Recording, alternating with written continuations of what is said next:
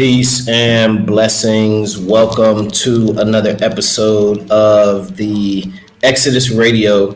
My name is RJ Mahdi. I'll be joined shortly by my co-host, Sister and also Chief Foday, based in Ghana and Sierra Leone, respectively. Thanks everybody for tuning in to this week's episode of Exodus Radio, where this week our topic of discussion is going to be surviving the global reset.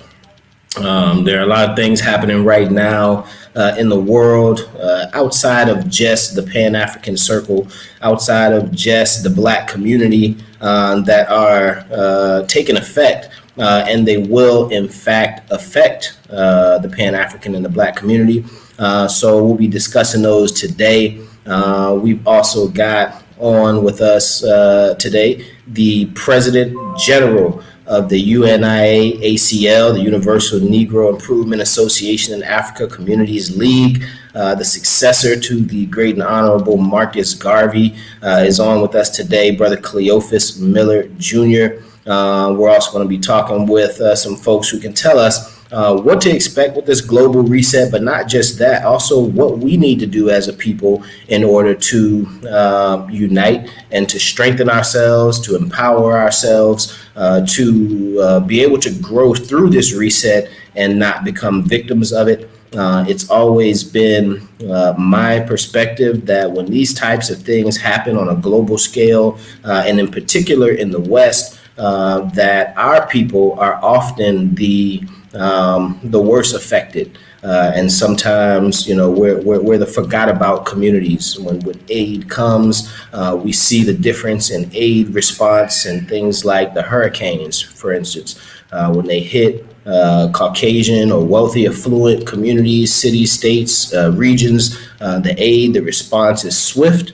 When they hit our kinds of communities, for instance, what happened in Katrina, we see the response is slow and neglectful. And this is just a small example. We understand that in these times, resources are allocated to the communities that contribute the most, but not just contribute the most, but that have the most power and have the most say-so. We talked a lot about this on our first episode, Vote or Exodus, being a part of the political process, being a part of the economic development and growth of the countries in which that we're in, so that our political voice can matter. And so today we're going to be talking about that as well. How we can strengthen our core as a community so that we can survive through the upcoming changes that we're going to be seeing around the world. Again, guys, this is not just affecting the Pan-African community. This is not just affecting the Black community, but this is something that we all, as a global people, are going to have to get around. All right. So if you haven't exactly looked up or researched the global reset, do that now. Let's study up on it. We're going to talk about that in today's show. Again, everybody, welcome to Exodus Radio. So really quickly, before and Chief Foday comes on, we're going to welcome on another member of the Exodus Alliance, a respected member of the African community, Pan-African community, someone who has dedicated the greater portion of his life to the development of African people, Pan-African people, Black people, our communities. Welcome on today's Exodus Radio, Brother Cleophas Miller Jr., President General of the UNIA. Brother Cleophas, how you doing, my brother? I'm doing fine. Welcoming you on, Dave. I was surprised a little bit to see that you put me on. I was just really checking in to see what was actually going on with the radio program, but I'm delighted and excited about it, and I'm glad to be on it, and for at least for a little while anyway, because I have some other things I have to do. But I at least wanted to stick my head in and say that you're doing a great job, and I look forward to getting on at some other time at a great length of time to For discuss sure. with you if possible. But For sure. I truly enjoy the work you're doing and we look forward to doing a lot more as time passes. That's right. That's right. So while we have you, really quickly, I know you're a very busy man, leading one of our longest-standing, proactive, Pan-African, pro-Black, Black empowerment organizations. Really quickly, as today's show is about surviving the global reset, and for those who don't know, the global reset it's mainly in reference to the reset in global currency. The world coming together to pretty much gather around one currency, but a lot of things will be changing with that in technology, in energy, in government, and the way things are handled, in legal instances around the world. So my question for you, brother Cleophas Miller, is what are you guys in the UNIA seeing right now changing or developing that you feel as if we should all be paying attention to and keeping our eyes on going into this new global standard? Well, the thing that we have to, we're looking at that's one of the main things we're looking at as well. But the thing we have to look at as a people, who is that currency going to really benefit, or where's our place in this move? Because normally what actually happens that someone puts it out there, someone controls it, and we as a people are the ones who always come in and in the middle or at the end of what's actually happening. So our task is to come together as a people to really understand and know this new world order, the new currency, and how we fit, or how do we make ourselves fit into that paradigm. So that's one of the things that we're looking at. But also the other thing we need to look at is who we are as a people today. What are the things we need to do in order to survive? What are the things that we need to do in order to actually, as I said, get to know ourselves, because we have the tendency to be like, what's the term I want to look at? Is that there's those saying that want to be like Mike. We have to be able to understand and know how to be like ourselves. And so we have to reprogram ourselves and our thinking and our way of life, and we begin to develop things that are going to not only make sure that we sit into this new environment, this new world coming, but to sit in on our own terms. Those are things that we have to be concerned about, and it's going to be a reckoning in terms of bringing our people together.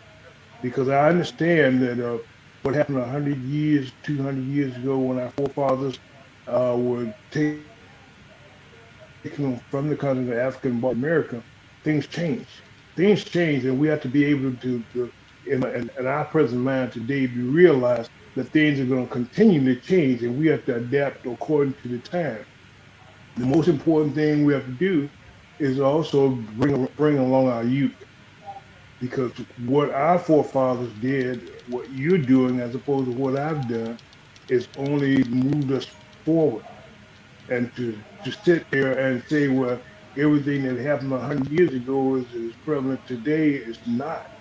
So we have to be able to mix the two together. And if we mix the two together and then continue to educate our people to the understanding and knowing what is going to be beneficial for us as a people. There's no one pure race out there, but there are races that need to be able to take care of themselves, and then and when you're taking care of yourself, is don't forget your fellow man as well. Right, And so right. because we none of us can survive or live without each other. It's just what are the terms, the conditions, how we're going to be able to do it in order to survive and to move forward as a people. So That's right. those are things that's on my mind right now as we move forward in terms of trying to bring in the people, and we have to grow our leaders and teach them the way that things needs to be done, or the way things should be done. And the most important thing of all, You need people of integrity, honesty, and integrity. Without that, then we're at a loss. And a lot of things have been said that we are subject to other people, and they've done a lot of damage to. But we as a people have done just as much damage to ourselves, and so Right. we have to clear that up. And if we can do that, then we're on the start, and then start with our youth. Sometimes you have to lose generations of people in order to get to the other person in order to move us forward.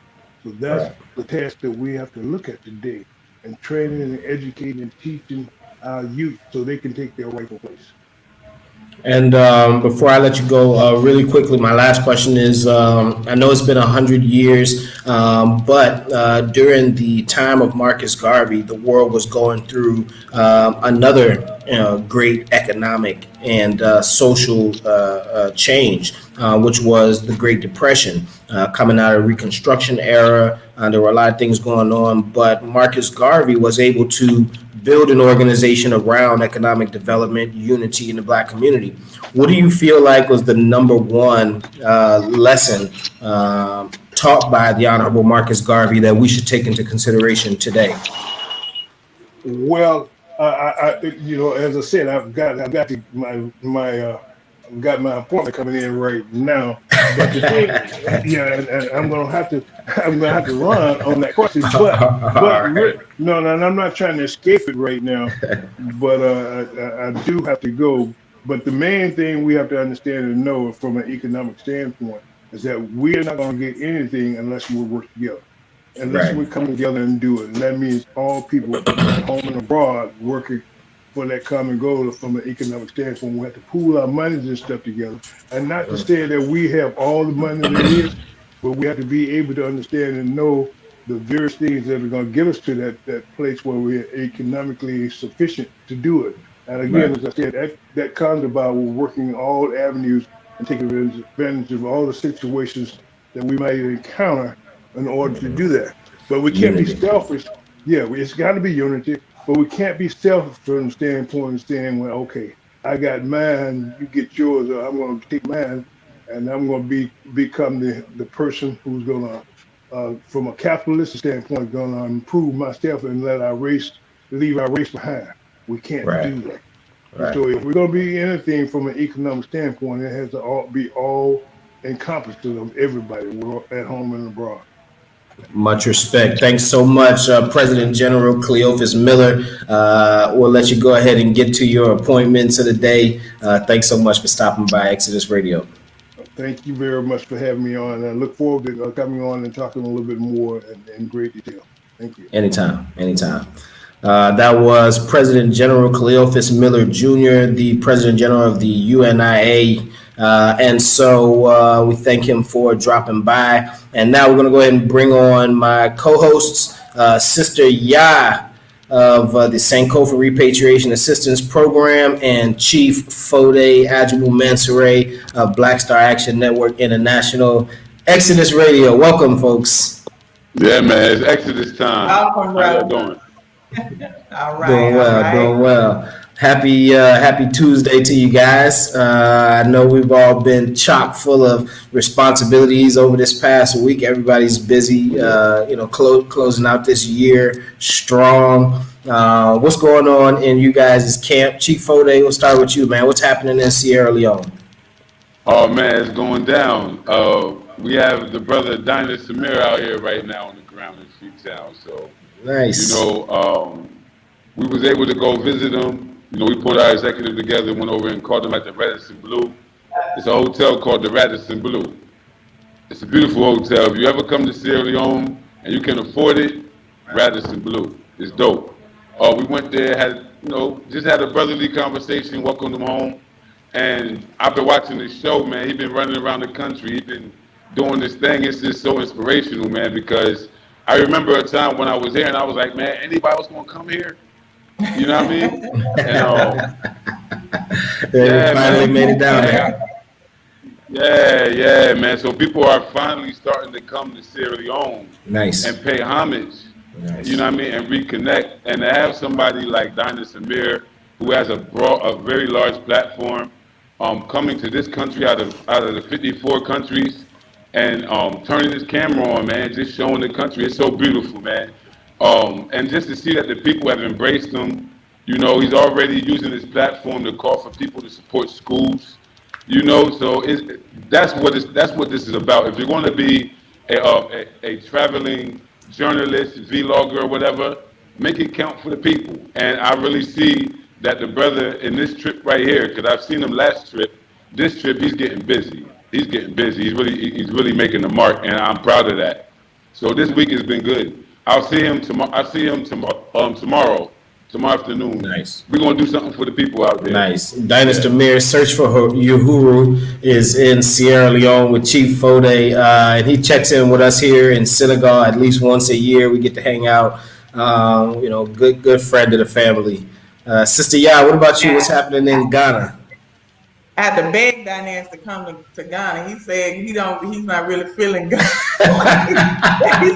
Like Diane just threw Ghana under the bus. Yeah, he definitely prefers Nigeria over Ghana. That's a rare opinion, but you know, it's his opinion. Everybody, you know, like what they like. I think, you know what, Dynas might like more if he go into the northern regions and stuff like that. That may be more his speed than being down in the city. You know what I'm saying? So that's what I think. So is that what, like Volta region or what? Well, What's that's in the north? east. That's going to the east. But yeah, if he that's going back towards Togo. So yeah, he may like that. He might like going north or up to Burkina Faso. I'm talking even past Kumasi. So I think, you know, Dinah's like hanging out in the bush. Yeah, that's where you get down and, you know, real cultural, you know what Right, I'm saying? right. I think that's the part he needs to go to. I think he'll like that better because that seems to be his thing. You know what I'm saying? I'm not gonna lie. Sister, y'all, I can go to the bush for like a day for a visit, but I can't live.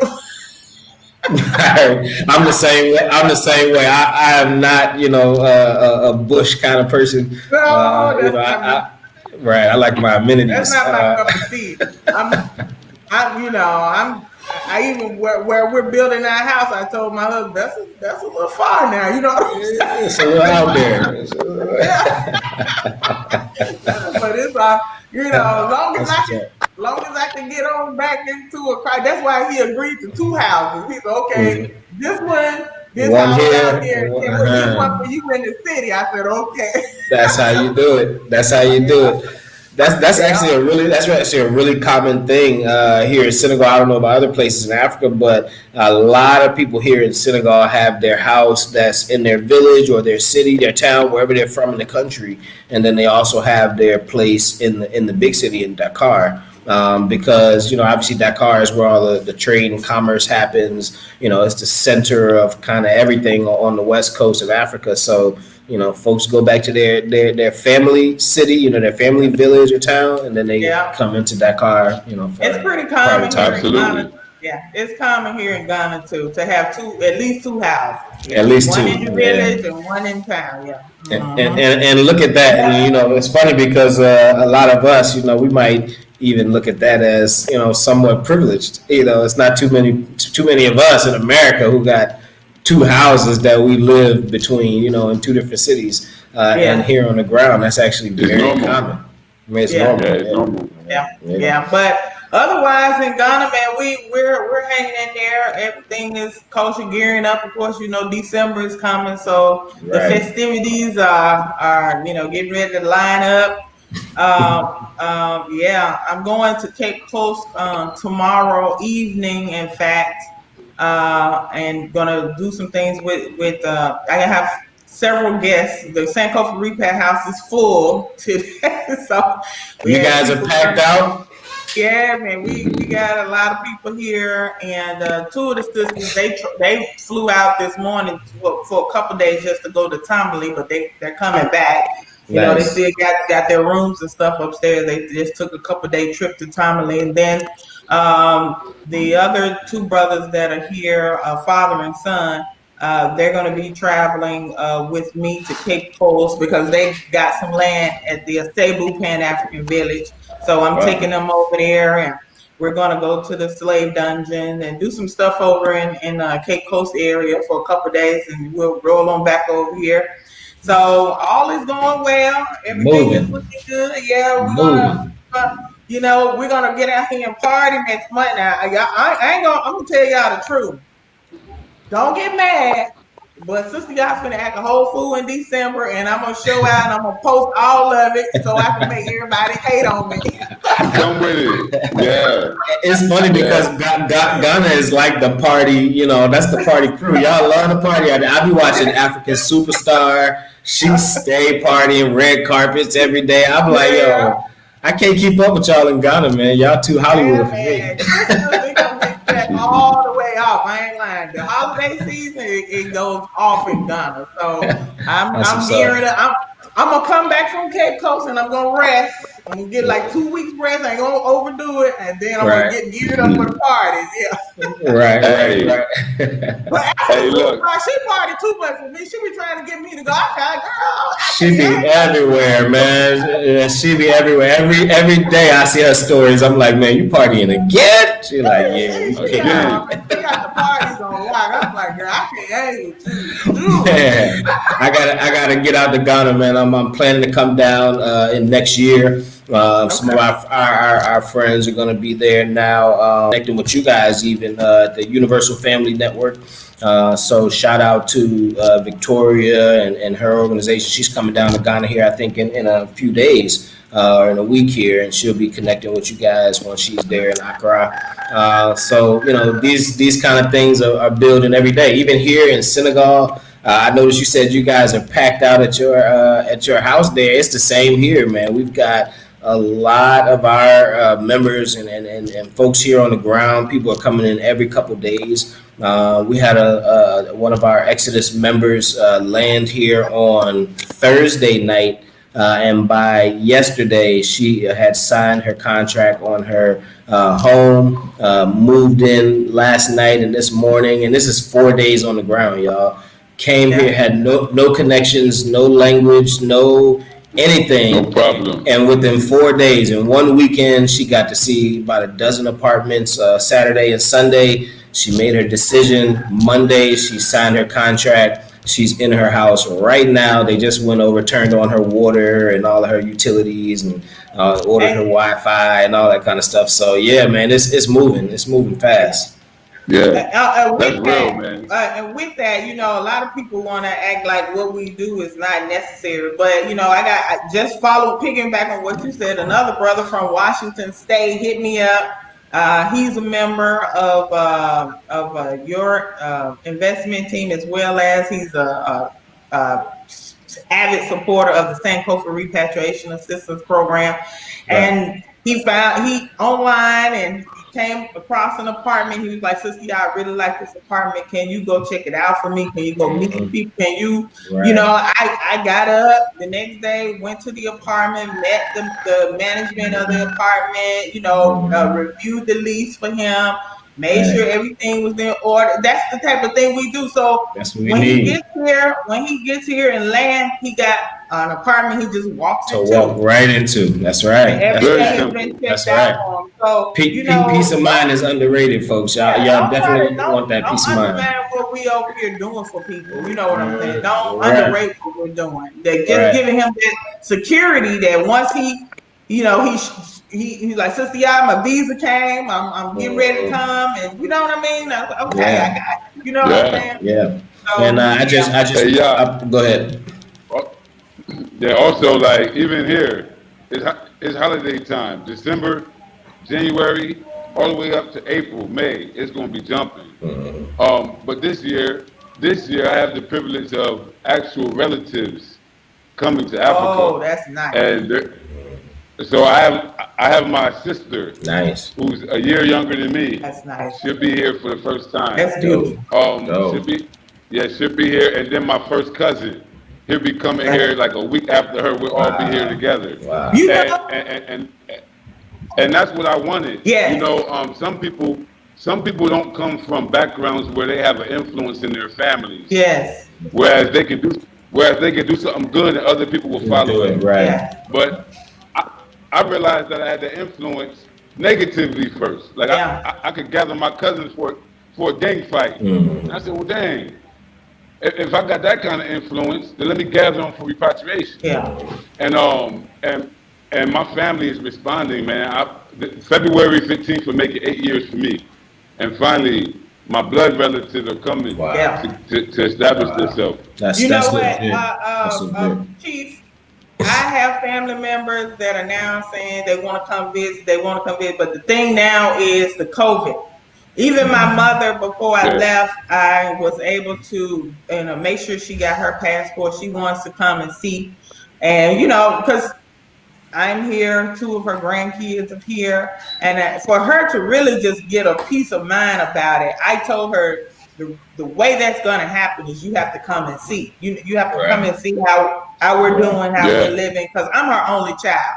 I'm her only child. My children are her only grandkids, so she's going to be a little, it's too far. So I said, okay, get your passport, but now we got to wait for the COVID, because I was going to bring her over for Christmas.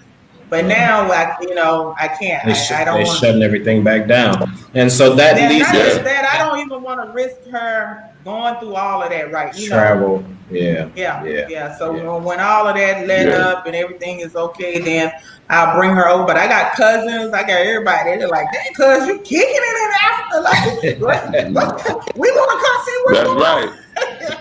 Right. That's right. For real. That's what we're here to do, man. It's a very heavy responsibility being an influencer of that type of caliber, because like my brother said, you can easily influence people into something that's negative for them, but for people like us who take that influence serious and we use it to gather and drive our people to better opportunities, that's something that needs to be seen and applauded, man. So good job, guys. This is the mission in action. So that brings us to our topic of today's show, which is huge right now. There's a lot going on in the world. Everybody's had a really weird 2020. We've been seeing all kind of conspiracy theories and just all kind of things circulating about where the world is going from here. One thing that we do know is that the world is going through what's called a global reset. So today on today's show, we're going to talk about surviving the reset. How do we as a people stay afloat, continue to climb out of our 400 years of problems and oppression, and come out on the other side of this thing doing well and productive for our communities. So let's talk about that, guys. On Exodus Radio, what's up, Sister Ya? Talk to us. Well, one of the things I think people need to start thinking about is, and I'm gonna talk about, y'all heard, the other day I was so excited. I sent all the team, the Exodus Alliance, a message, and I told y'all, I was like, I'm making money in the crypto space. Like cryptocurrency is shooting off, and I'm just like, I can't. My kids be like, she can't stop talking about it. I can't, because every few minutes I keep looking at my phone and my money keeps going up, up, up. If you family, let me tell you something.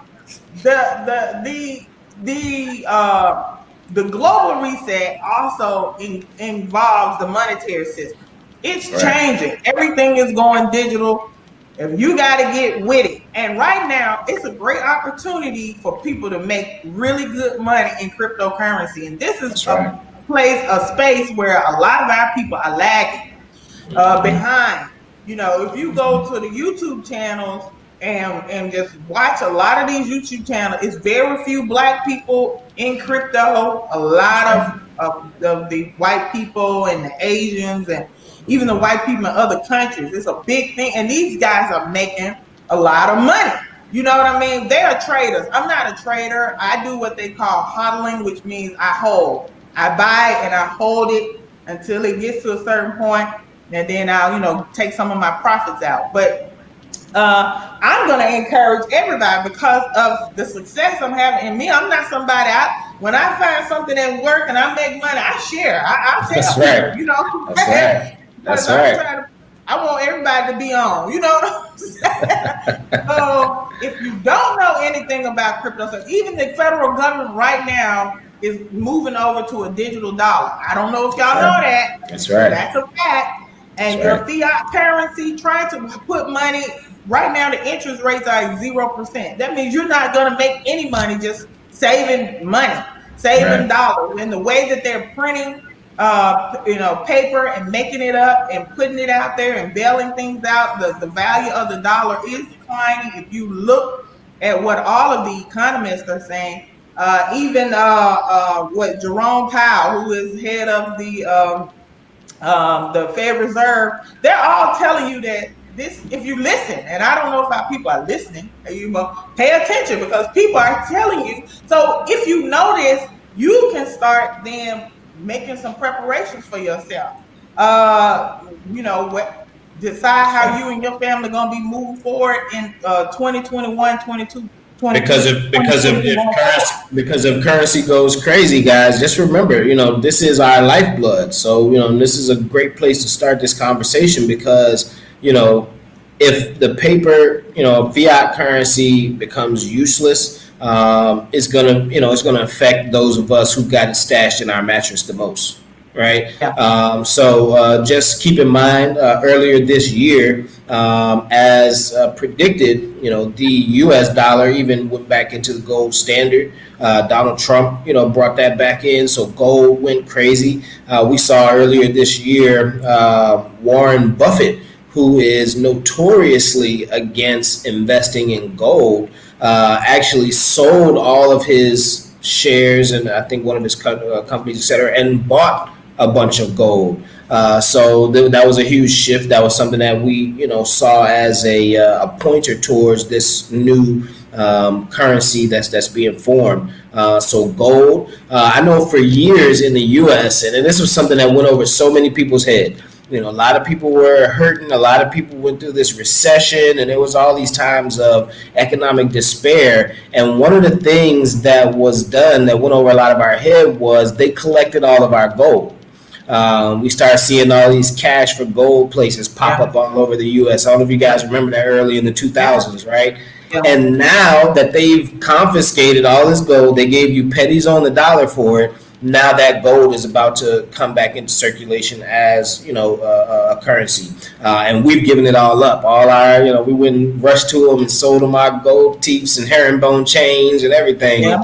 Now they got it all back. What you're saying with cryptocurrency is another thing that we need to pay attention to with currency. Let's not just think about currency as something to, go out and buy, day-to-day food with. It's something that we have to build in order to continue our economic, empowerment. And Rashad, don't be afraid of it. I know it's new technology. So a lot of people, when it's something new, people just don't want to learn. You got to get over that. You really have to get over it. And sit down and start watching some videos. Talk to some people that that are in the crypto space and everything. If I were to tell y'all, I don't want to brag, but I'm making money. And I want y'all to make some too. So I'm telling you, I'm just keeping it real. It's serious. It's serious. I'm not the most informed person on cryptocurrency by a long shot. But one thing I do know is last year we were selected as ambassadors for Acoin cryptocurrency here in Senegal. Right. So we were actually the ambassadors for Senegal with this thing, and our team. And this is not even, again, this is not something I'm well versed in. I'm not huge, crypto genius, right? But when we let our members and our people and our network know that we were a part of this thing, so many of our investors jumped on it. Our team ended up being the #1 team out of 126 teams in the world to raise pre-launch funds for Acoin. And so that woke me up, even just to see that so many people took to it.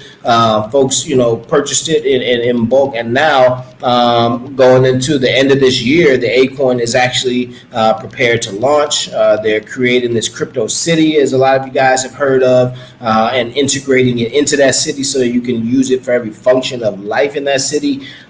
This is where things are going. These smart cities is the future. Even as the SOAD right now, the state is having, I think, about 7 or 8 smart cities that they're partnering with around the continent, and all of them have some factors of cryptocurrency or crypto financial investment. The blockchain blockchains, technology. exactly, A lot exactly. of the large financial institutions that y'all know are moving into the crypto space. They're Right, putting billions of dollars into cryptocurrency. So this is not a fly by night, thing. This is right. happening, and we are always the one on the tail end. Now, the state of the Africa diaspora is issuing $100 worth of Lumi.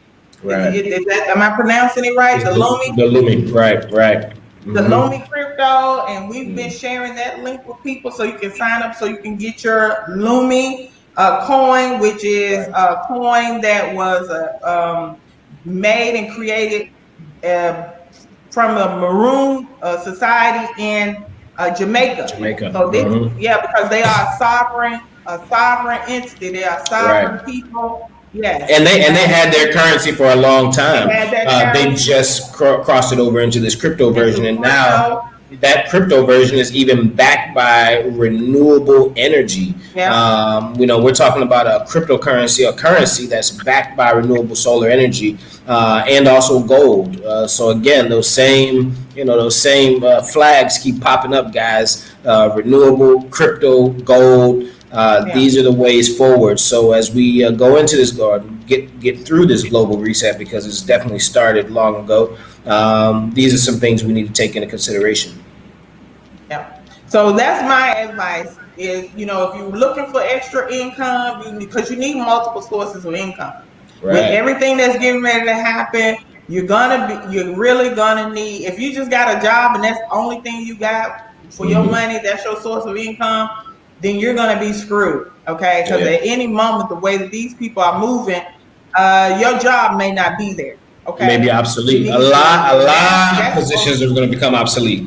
One of the I'm sorry to cut you off, but one of the most important things that this reset is bringing into existence outside of the currency is AI, artificial intelligence. And Yep. AI is going to be replacing a lot of jobs. They've already installed some 200,000 robots in Amazon facilities, and these replace people's jobs, guys. Make no mistake. And they're trying to fill jobs in other ways.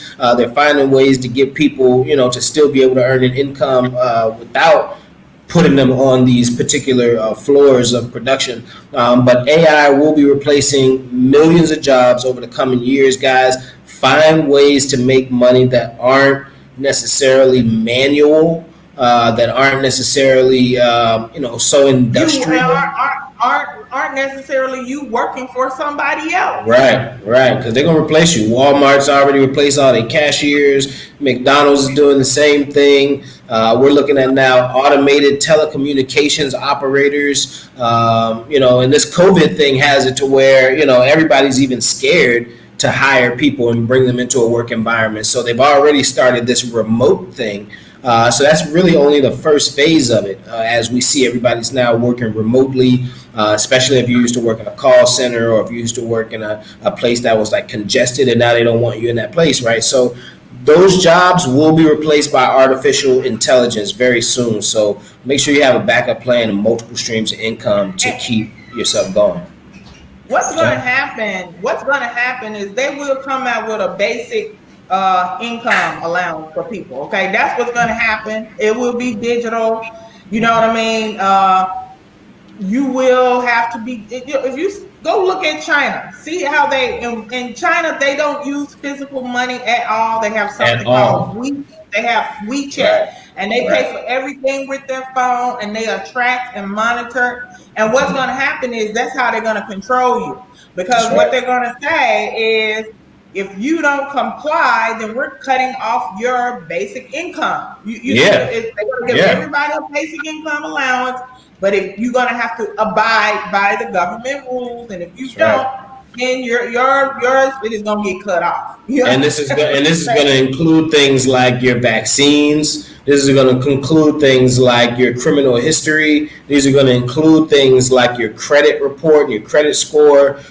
These type of things are going to be all tied into one mechanism that pretty much controls every aspect of our daily dealings and economic aspects. So I think another thing to keep in mind is that with this reset, what's also coming is not just artificial intelligence, but intelligence, period. I hate to bring up Amazon again, but I don't know if many of you guys know Amazon signed one of the biggest deals in history with the CIA. And now you've got all of these different products coming out of Amazon, like the Ring camera that monitors everything in front of your house, like Alexa that monitors everything in your house, like, all of these things are products of Amazon, right? These are things that are coming out of them. And this is not going to just be Amazon. China has their corporations that are investing in this kind of intelligence technology as well. Europe is trying to get into it. Canada is trying to get into it. But just remember that as they consolidate currency, they're also going to consolidate information and intelligence about you, about your whereabouts, about how you move. We actually just got a bulletin this morning talking about the same thing happening in Ghana. Did you get that?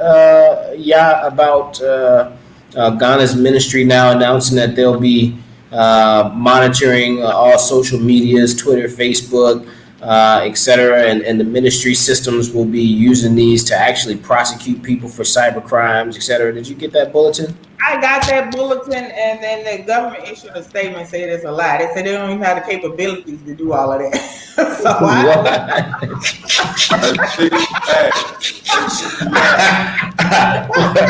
What? Oh man. You gonna kill me. What? Because I got that this morning. And that was, that kind of opened my, I was like, whoa, that's kind of a bold statement, to come out and say, like, hey, we're monitoring everything. I said, oh man. Yeah, and they like, we don't even have the capabilities to do all of that. Really? Okay. Yeah. All right. So that was been debunked, everybody. That's been debunked. Yeah. It was. Y'all know I just turned 50, so it just slipped my mind. Oh Lord! Oh, come on! Yeah. I was Go ahead, Chief. Say something about something you said, but let me just say this: if you want to know the future of where America, China is already on 6G. America's just not trying to get 5G. They struggling to get the 5G going. But if you want to know where America is headed, go watch how the Chinese people are really, really monitored by their government, because that is what's coming your way. And if you don't like that, you better start trying to figure out what you want to do. And let me tell you, even if you don't want to come to Africa, the world is bigger than just Africa. The world is bigger than America. You do not have to stay in America. The first thing you need to be doing, though, is getting a passport for you and everybody in your family. That's a must-have. Before you buy another pair of Jordans, before you buy a PS5, before you buy that Birkin bag, before you buy any of that, buy a passport, man. Please buy a passport. Get a passport. You never know what's going to happen. This is saying, you don't get so comfortable to think that you might not have to abscond America. You know what I'm saying? Because, listen, quiet as it kept. I'm an advocate of, when shit get hot and people start talking about doing something, I believe in getting your shit and running. You know what I'm saying? Go somewhere else. You just don't, you never know. Oh, I know what I was going to say. We were having a discussion, and a lot of people thought it was so far-fetched when we said this. You may be required, if you want to travel, now you might have to take the vaccine if you want to have proof. Right. Well, guess what? Australia Airline Qantas just made an announcement that if you don't have COVID-19 vaccination, you cannot fly on that airline. So it's coming. They just announced. So that's coming. Wow. That's coming. So get ready for that. For all the people who are saying that I'm not taking no vaccine, my kids not getting no vaccine. Okay, so you better have a plan B, because when these people start saying you can't go anywhere, you can't come into a restaurant, you can't. There's gonna be a lot of things. You can't get a job. You go to apply for a job, they're gonna ask you straight up. Yeah. Pennsylvania just made some laws, enacted some laws, and the reason why I'm following that because my oldest son and his wife and my grandbaby live in Pennsylvania. And Pennsylvania, if you leave the state of Pennsylvania now to come back in the state of Pennsylvania, you have to have a COVID test within 72 hours saying that you're negative. Or if you enter, you're supposed to quarantine in your house for 14 days. Wow. So my son had left and to go visit my mother in Tennessee, him and the wife and my grandbaby, and now they have to either quarantine in the house for 14 days when they get back, or they have to take a COVID-19 test within 72 hours of entering. So these are the types of restrictions on your life that I'm telling you that's coming. Getting And you used can to sit it. around and talk about, and what you're not gonna do and what you're not gonna take. But if you don't have a plan B, what you gonna do? Good What you luck. gonna do? Good luck. Plan B should always be on the table, and this is not just in times of like this with global reset and unrest, etc. Plan B should always be on the table. What are you going to do if what you're doing fails? I think a lot of times we put too much faith in one thing. We get that good job we've all been waiting for. The salary is decent enough to live off of, and we just settle. But we never think to ourselves that one day the economy can shut down. One day, this company can, go into bankruptcy and lay me off. One day, we may have a complete lockdown to where, resources are not available to even go out and find food, to find basic, needs. And we always see these rushes around the time of panic, right? Everybody rushes to do everything at the last minute. But what if you stock those things in advance? What if you prepared in advance? What if you had? I just watched a show. My guy Pop and I watched a show. This Caucasian guy is going around building bunkers in the ground. Right, this guy takes his own money and builds bunkers 10, 15 stories into the ground and sells those bunker spaces to multimillionaires just in case things like this happen. This guy has built I think a total cost $23 million bunker in the ground, sold each level of it like condos to these rich millionaires, and they don't even go there. They just say, okay, I got my bunker waiting if I need to. Right. Back in the day, we used to see them do that during the nuclear, times and the Cold War and whatnot. People had those shelters right out in their yard. They go down into that basement. That was a simple, inexpensive, normal plan B. Nowadays, we don't even have plan Bs. It's like, I don't know what I'm going to do with everything. I don't know about, and that's not good enough. We have to take more precaution about our family's safety, about where we're going forward, what we can do alternatively if the route blocks for us. This is something we have to take, 100%, serious. Yeah, absolutely, absolutely. And we're not trying to scare anybody. That's the last thing we want to do. What we want you to do is get with your family and start having some real discussion. Before I left, when the borders were closed, that's one of the discussions. Me, my husband, my oldest son, my kids. We were like, okay, if it gets bad, which way are we going? Are we going south? Are we heading towards Mexico? Are we going to Florida? So we can try to get to Cuba or Haiti? We really had to sit down and hammer out a plan. Like, this is what we're going to do. Everybody going to meet up at grandma's house. And then from there, we going to, that we had a plan. You know what I'm saying? Mm-hmm. So, and I think you're being very negligent, particularly in the interest of your young children who are relying on you. Your children, the little ones, are relying on you to know what to do when shit ever does hit the fan. So, the last thing you want to be as a parent is having some kids hungry and you ain't got nothing to feed them. And you know what I'm saying? That's a terrible position to be in. Terrible Speaking position of to be that, in. food security. Food security. Now, most of y'all, just like I was when I was in the States, completely, totally reliant on the grocery store. So when stuff started running out in the grocery store, for example, I realized how vulnerable, really, I was. I'm like, gosh, you know what I mean? When that lockdown came, they started running out of toilet tissue and certain other things you would look for. Couldn't find alcohol forever. You know how many months I looked for alcohol from store to store to store to store every weekend, looking just for something as simple as alcohol. And you know, in your first aid kit, you need some damn You're alcohol. supposed to have that. You're supposed to have that. Yeah. You know what I'm saying? For real. Just running around looking for alcohol and couldn't find it. And so just think about the food. You know, food security. I'm so happy right now. I'm really trying to get into because when I grew up in Mississippi, I grew up on, my granddad was a sharecropper, and on that white man's land where I was born and where we lived, my grandmother grew food. We had fruit trees, and we had hogs, and we had chicken. With my grandma, we had eggs, and she had greens, and she had all types of stuff growing out there. So that's the African way.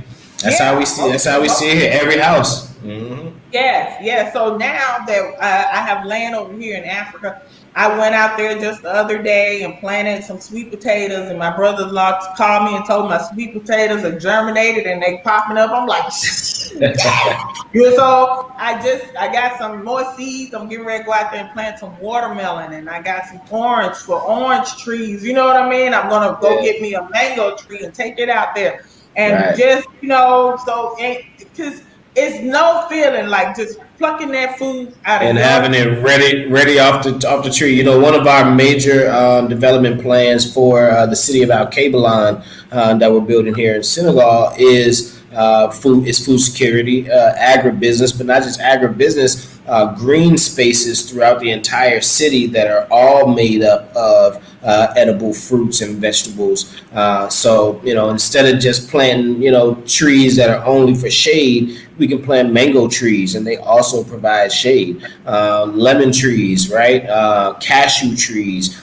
These are huge, and so what we intend to do is to create an environment in which everything in the city is food.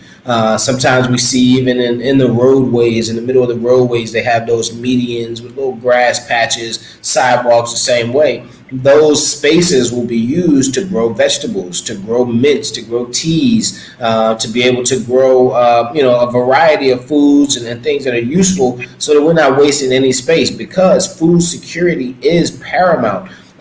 If everything goes black, if all the electric goes off, if every telecommunication system is down, the internet is fried, whatever, the bare minimum necessity is food. And so we don't want to have to rely on a grocery store for that. We don't want to have to rely on fast food or restaurants for that. We don't want to have to rely on government aid or assistance and waiting on people to come deliver bags of rice to us. No, we should be able to go straight to our ground, straight to our land, and pick out exactly what we need and share it amongst our communities, and be able to ration it and grow more. And so that's a major development goal for us here in Senegal. I know a lot of people know about the SDGs, or Sustainable Development Goals, which are among the top priorities for development in Africa and the developing world. And so we take those serious because we understand that these things are critical to life. We're not just talking about things that we have preference to. We're not just talking about things that make us comfortable or things that make us in the know, right? We're talking about things that literally keep us living and breathing in the event of any kind of crash to the systems that we are used to. So we have to take these things serious, folks. I wanted to also bring up something. You were talking about Mexico as a plan B potentially for folks who are close in that area. If you're in Texas, California, Louisiana, Nevada, etc., you're really close to Mexico. There is actually a group called the Black Freedom Colony that are developing transitional home spaces in Mexico. So I want to give a big shout out to my sister Tanisha Barnes. She's built these beautiful, transitional home spaces where folks are able to exodus out of America, but not too far. They're right there in Mexico, and they're building. So you guys, if that's something that you're interested in, if Mexico is on your Plan B list, make sure to look up my sister Tanisha Barnes and the Black Freedom Colony based in Mexico. They also are actually building some of their colonies here on the continent as well. I think they have one so far in Morocco, and we're in discussions about helping them to get one here in Senegal as well. So yeah, check them out. All right. That's what's up. Yeah. Right. There's a brother that has created a machine that pulls water out of the atmosphere. Right. Yeah, and we really need to support that brother. You know what I'm saying? And we need to figure out what we need to do to get some of those machines all around Africa in these villages and whatever, because that's major. Can you imagine? You know, I heard he set one up in Detroit for the people over there. Somebody sabotaged, but I heard it's been repaired. But so he has a version of it that is sort of personal use, or it's just kind of small. But there are even now really big ones for for large production for cities, for towns. I think they're based out of UK. I wish I had the information ready right now, but that's actually another part of our development plan as well. So these things are a huge machine. We're talking about something the size of 6 metro buses, right? Think of the size of that, 6 metro buses, right? And that thing literally takes the precipitation out of the air and turns it into water. And that water can be bottled. Yeah, drinkable. It can be bottled. It can be piped into homes and businesses. It can be used for watering crops, agriculture, etc. But that is a huge advantage, especially when we're talking about water. You look at the cities now that are suffering from water and it's poisoning, lead, and these things. We got to stop depending on the people who've been killing us. This is sometimes I feel redundant even saying this. We got to stop depending on the people who've been killing us. All right, these people have never had our best interests at heart, but we're so comfortable to drink water straight out of the taps that they feed to us. We're so comfortable to send our children to them to learn and be educated. We're so quick to run to them to have them handle our disputes and our situation. We're so quick to put all of our energy and investment of time and money into them. We have to kind of get away from that, guys. Let's start providing these things for ourselves. We have all this genius amongst our people, and we're not using it for our own benefit, and we're not supporting those people who can help bring that type of technology and stuff. Just the fact that we got another sister that created her own corn. We got the Lume from the Maroons in Jamaica that have their own. Can you imagine if we just amongst ourselves decided we're gonna use our own currency? That right there is major. You know what I'm saying? Yeah, to just say we're going to deal with each other and use our own currency. Because what y'all need to understand is the only value that any currency has is the one that the people give it. That's it. That's the only. It doesn't have any other intrinsic value. It's just you believe in it. You believe in it, and the person that you giving it to believe in it. That's the same thing with the dollar. It's just paper. It's not backed by anything. Just fiat currency, just paper. So when I say here's $50, the only thing that gives that $50 bill any value is to the person that I'm giving it to, that they believe that it have value. So if we do that with our own currencies, you know what I'm saying, and say this is our money, this is how we're gonna buy goods and services from each other. That's a major move. Major. So I really, suggest everybody get behind this Lumi currency. This is something that can be revolutionary for our folks all around the world. And the fact that right now, when you sign up for Lume, when you go and apply, there is a stimulus that they're giving out. They're giving you free money every month for the next 3 years. And all you have to do is just go sign up for it. Make sure to, complete your registration. So I think you have to show ID or something that proves that you have African ancestry, etc. But do it, guys. Follow through with these things. Don't just listen and look at this thing as entertainment. We're here to educate you guys on realistic things that we should be paying attention to If it's not to move our family out of those Western countries, then it should be to set up extremely sophisticated, sustainable modes and methods that can protect us there.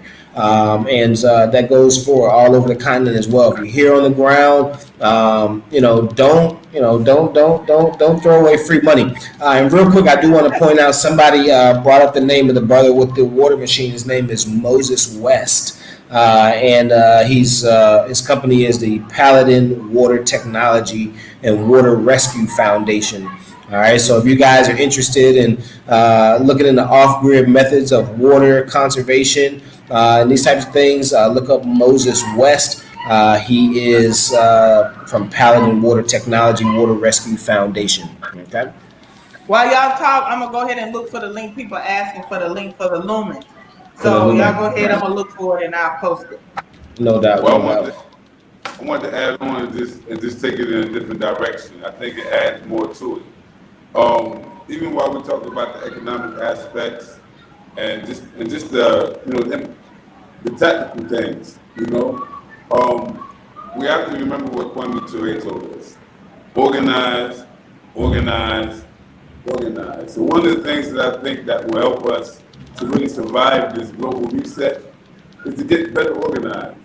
I think that we have organizations that deal with science and culture, economics, all these things, political organizations. But we need to have more people to join and support the credible organizations that are actively involved in the social economic development of African communities, wherever they are. The frontline organizations, those that are there before you hear about it on the media, and things like that. There's really a lot of grassroots support that, a lot of support that the grassroots need. The grassroots are very in need of support all around the world. So, I would say, especially for a repat, if you're aspiring to repatriate to the continent, as a way to, survive the global reset, definitely to connect with local organizations, get to know how the people are addressing their issues, how you can get involved. I didn't come here as a businessman. I didn't come here to offer anybody services in terms of helping people come back and repatriate. That wasn't my initial reason for coming. I actually came in attempts to transfer skills, grassroots organizational skills, as an international development facilitator, someone who really wanted to be able to take what was usable in the community in America and make it usable in the community in Africa. And so definitely for those who are organizers, that spend a lot of time contributing to the various causes of our people, and also looking to repatriate, definitely reach out, look for the credible organizations that's actively involved with really improving the social economic welfare of the people, and link up. Another thing as well is that in this process, people are saying, come hook up with me, come hook up with me. But what I would say is that we should be very careful and make sure that we connect with traditional and government authorities in whatever chosen repatriation destination you want to go to. Research the entry and residency requirements for other countries that you may be interested in. I say that because to make it even more practical, even as we begin to grow our food and things like that, even here in Africa, we're being impacted by COVID-19 right now. We just went through a rain season harvest, and it wasn't as fruitful as it would have been if everybody could move around like we could have been able to move around. But because of COVID, there's actually less food available in the country. And so what we did to try to offset that, seeing it coming, was we launched our Twos and Seeds program and got involved in some harvest for food, bring some food security to the village, invested in some coal production. We just processed some peanut butter. So just to keep economics flowing, to invest in various things. Another thing is to support legitimate campaigns for diaspora citizenship and repatriation assistance and that. These are viable activities that, you know, you kind of need somebody out there who's going to be pushing that kind of thing before you get there, so that you don't have to start from scratch. And so, of course, the repatriation begins with supporting the continent. I think that the smoothest way to transition is not to come with money. I mean, money is fine. You can come and have all the money in the world, but come with your heart. Come with the ability to connect with people socially, economically, on the ground through organizations, you know, and really make sure that we get to understand each other practically while we're doing this. I'm not very educated on the cryptocurrency. I'm just beginning to really pick up on it. But I'll just go back to what I was being told about maybe a year and a half ago, here on the ground by one of my elders. He's a late man now, he passed away. But he gave me some advice, and I took it very, very serious because of the context.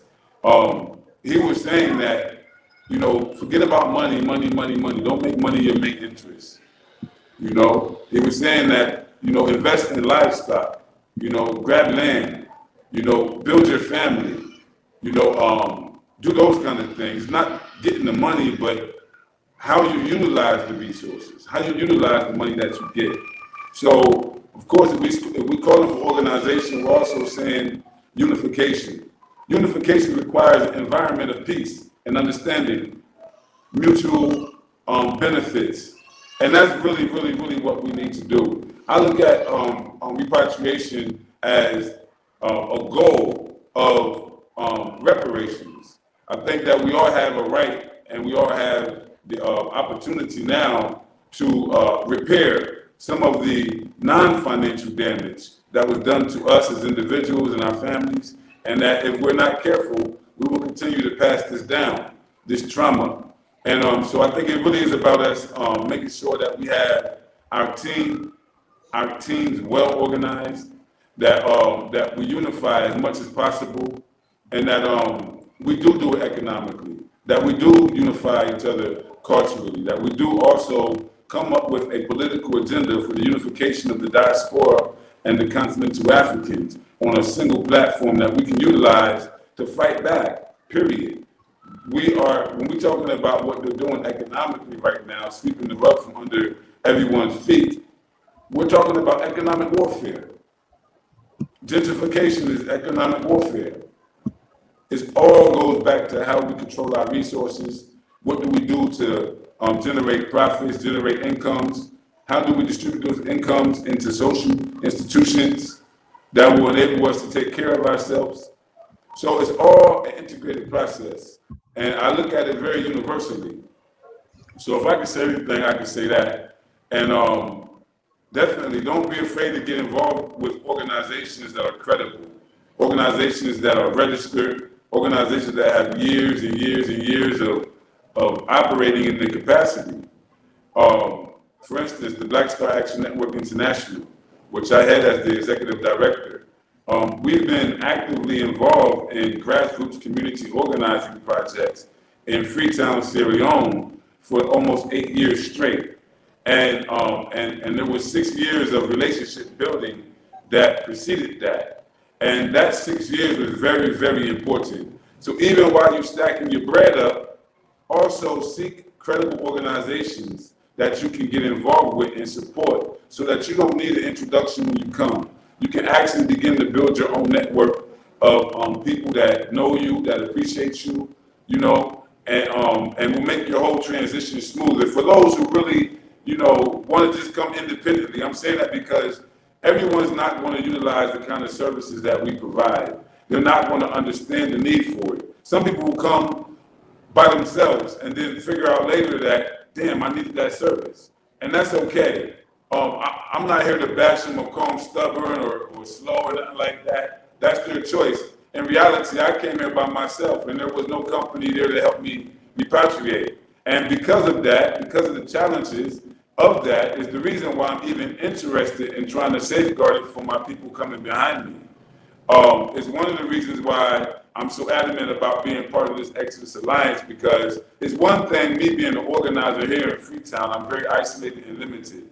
And for Sister Yah to be doing what she's doing, even though it's It's substantial. It's great what you're doing.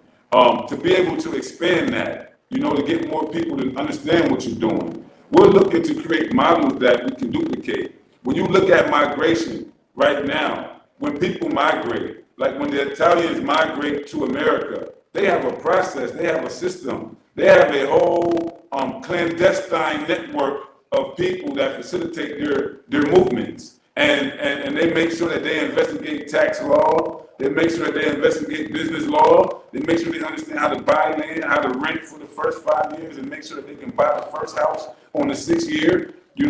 They understand those things. And we have to put down the notion that we have to create everything for ourselves, by ourselves.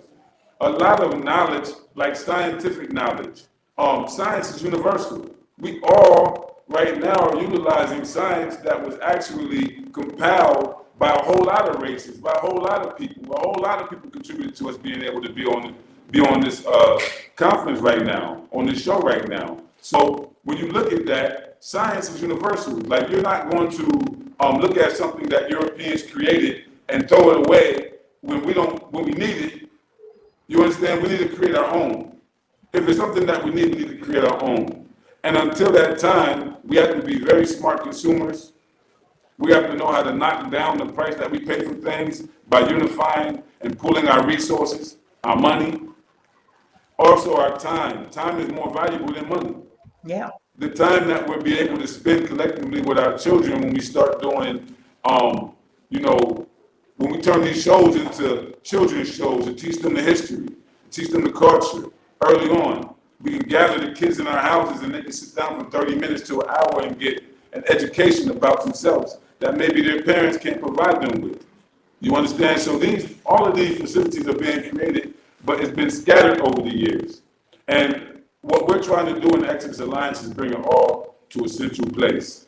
Whatever your skill and talent, your profession is, it's necessary. We need it. If you're a lawyer, if you're a business person, if you're into real estate, if you're just into IT, anything. Right now, we have to get into doing for ourselves. No more employment. Build your businesses. Investigate online business. If you're thinking about repatriating Africa, you need an online business. You need the ability to have goods flow with no problem. You need the ability to sit down sometimes and not have no way to pull money from Africa and still be able to know that you have multiple flows of income generated. And online is where everything is going, from school to politics. Everything is going online. That's part of the global reset. And so we have to adjust to that as well. Look into forming cooperatives, economic development cooperatives, with the people who share the same values as you, with the people who share the same interests as you, the same ideals as you. Form those cooperatives, and then unify the cooperatives on the basis of our common African interests. We have to become better organized. And so if there's anything that I think we really have to do to adjust and survive this global reset, it is, as Kwame Ture said, organize, organize, organize. No matter what we're doing, let's organize it a little better. If we're running nonprofit organizations, let's organize them a little better. If we're organizing businesses, let's organize them a little better. If we're doing anything out there in the African world, let's do better. Because at the same time, while it appears to be very dark, it's always darkest just before daylight. If we seize this time, this generation that's living today, breathing today, we will be able to completely transform and reverse the spell that has been cast on our people and the rest of the world about us. We are not inferior. We are not inferior. We have proven it over and over and over again, but we've been miseducated about ourselves. And so now is the time that we actually reunify the diaspora with the continent and the continent with the diaspora in real live time. We need to seize the moment and get better organized than Marcus Garvey and the UNIACL. And that's the standard, because if we ain't that organized, then we playing still. And it's 2020. That's what I got to say. Shay, right on, brother. You said a mouthful. I mean, what else can I add on to that? You covered it all. You're right. And one thing I would suggest that, like brother said, get together with like-minded family members or friends. You know, it's easier if you 2 or 3 families come together and say, let's repatriate as a group. You know what I'm saying? And let's rent this big house and share these expenses. And, you know, it's easier if a family come together and said, let's pool our resources, get several plots of land and start farming on it and growing food. It's easier. That cooperative economics is something, I don't know how we got into this individual mindset. That's one of the reasons why I said with the Sankofa Repatriation Assistance Program, it's basically the same thing Marcus Garvey did. You know, just everybody put in a little bit and then we'd be able to help people. You know what I'm saying? But right now, I have all of these people asking for assistance, but less than 400 people are actually committed and donating and supporting. So that can't work. That's an imbalance. How can, you know, I don't have what I need to provide all the services that we need to be able to provide to people, because everybody wants the services, but don't everybody want to support the program. Everybody's saying help them repatriate, but the same people that are asking to help them repatriate are not giving that $1 a month. You know what I'm saying? So at the end of the day, I don't know what else I can do. I've put the program together, and it's just a matter of whether or not the people want it or not. And that's what I've made peace with myself on that. If they want it, then they will support it and we can do the work that they need us to do. If they don't, then it's no sweat off me. You know what I'm saying? I've tried, I'm trying, I'm not giving up. And I don't want it to be a situation where things get so bad and then people, you know, it's like rushing, you know what I'm saying? Trying to, you know, and putting a lot of pressure on us to try to help get people out at the last minute. Whereas if people start supporting now, then we can get ourselves organized in a way. We can get people on the ground to receive people. We can, you know, we can rent or build whole apartment buildings where there can be transitional housing where you don't have to pay rent. You know, you don't have to pay anybody. Once you get here, we got you and get you, you know, those are the type of things that we really want to be able to do. But until the people support it, it is what it is. But, you know. Absolutely. And, you know, even with what you're doing, I want to encourage you. I want to give you a word of encouragement, because I've known you long. In my book, I usually don't know people that long because they usually get chopped off. But I've known you since before my repatriation, since before we repatriated. It's been a while. Yeah. We've been communicating. Yeah, so I feel you like my sister. The encouragement I want to give you is that you have planted the seed. The ideal to create SRAP, the Sankofa Repatriation Assistance Program, is something that you brought into this world for us. And it wasn't you. What we're doing is ancestral. Absolutely. You know, we're keeping in alignment with our families and our legacies and continuing on the same path that we inherited. Most of us that's actually here on the continent, we don't come out of left field. When you know who our parents and grandparents and great-grandparents were, you can kind of see it adding up to that. You can kind of see us adding up to that. Yeah. And so that's just on an individual level. But I want to say that it's just organization. Continue to do your best. And people are going to continue to come. They're coming. Look, the house is full right now. You got a full house right now. You know, there's a lot of people who's creating ruckus and just trying to create, how you say, rain on the parade of those who are actually creating real services. But the people who benefit from you will speak for you. The people who actually come and say, you know what, I don't have to, but I'm going to rock with Sis. They're going to benefit. They have to know that they're going to benefit. And instead of talking about it, you came home and you're proving it. And that's why right now your program is operating. Even if you got 40 subscribers right now, our people don't always understand the need. And when the need is there, we just need to be properly organized and ready to service our people, because this ain't your business. You know, this ain't what you're trying to make $1 million off. Oh, no. You know what I'm saying? Like your business, you know what I mean? You know, no, my business is the construction company and then all the other stuff I got going on. Yeah. You're right. This is your service to our people at home and abroad. This is your Garveyism. This is your Pan-Africanism manifested. And it's a beautiful program. It's a program that, in my vision of the next 5 to 10 years, I hope that we can institutionalize these programs and utilize them as models that people can duplicate, that even governments can duplicate. Yeah. These governments need to adopt policies. They need to adopt policies that we can actually serve as advisors on. Those who have lived in these countries long enough to be advisors to them, so they better know how to deal with us when we come. And we better know how to deal with them when we come. Because we want a peaceful, holistic transition back home. We don't want a crash landing. Right. We don't want drama. Right. We've been here all this time. We've never had no drama, y'all. Never. We're helping people in various ways. The people in the countries love us. They actually can come on this call, right on this conference any day and say, we love these people. This is what they do. You know, come and be like them. You know, we are exemplary. We are exemplary right now for our generation. This is a new wave of repatriation. No single person started it. But we are here now. And to see us come together and present a show every week for the people. This right here is not about money making. This is a service. This is free game. We're giving you free game.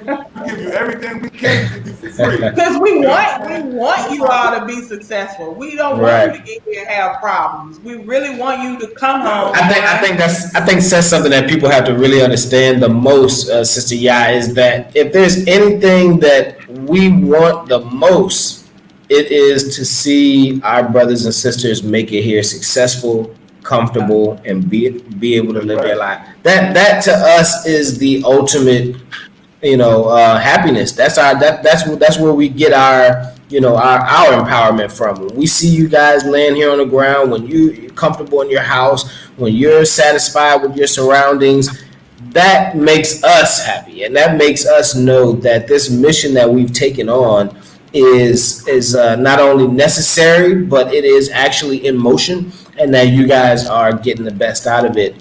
We have that utmost concern for y'all. When the few that I've had that weren't visiting but actually came and stayed here, like transitional housing, and then when we got them their own housing and stuff. And for me, when they leave and they got their luggage and they're going out and they're going to their own house, it's like it's like a proud mama moment, like watching the birds fly out of the nest, and then I had to call and check on, hey, how y'all settling in? Everything okay? So I got one brother, he still call me earlier, Sister Ya, what you got going on? What you doing? I feel like he really do miss being over here. You know what I'm saying? So, that's right. But it makes me feel good, that they were able to integrate and adjust, and they're doing fine. So I feel happy to be able to provide that type of safe place for people to come when they arrive. I want to do more. That's why I want St. Costa to really take off, because there's so much more I really want to help people do when they get here. I feel kind of limited in what I can do because we just don't have the funding right now. But man, if I could have this like a house like this, and that this be just people come and can stay here for free while they find their house and stuff like that. That's some real something. You know what I'm saying? That's really real, yeah. But I'm doing what I can with what I have right now, and I hope that at some point the people will see value in what I'm trying to offer. What you all are trying to offer as well. Because there is value in what we're trying to do. If all of these people are contacting us saying that they want to come home, that means that there's value. Right. That's right. So we always want to make sure that we are available to you guys. I think sometimes even, I OD on being available and making myself available. Even my wife, has to tell me sometimes, like, man, it's 3:00 in the morning. Just turn your phone off and go to bed. And I'm like, but I can't. We got somebody landing at the airport in 2 hours. I can't. Our folks over here need, such and such. I can't because they're in this time zone, so I got to catch them between this hour and this hour. And at sometimes I feel like, am I putting too much into this? And then again, when we see you guys make it here, we see you guys comfortable, we see you guys happy on the ground, when we see local people being employed by this, when we see, that's when it's all worth it.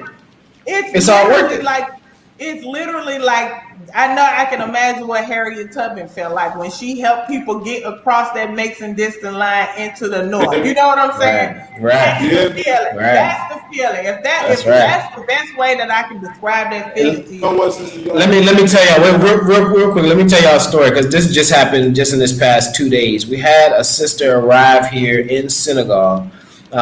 She was, friends with some folks who have a travel company here.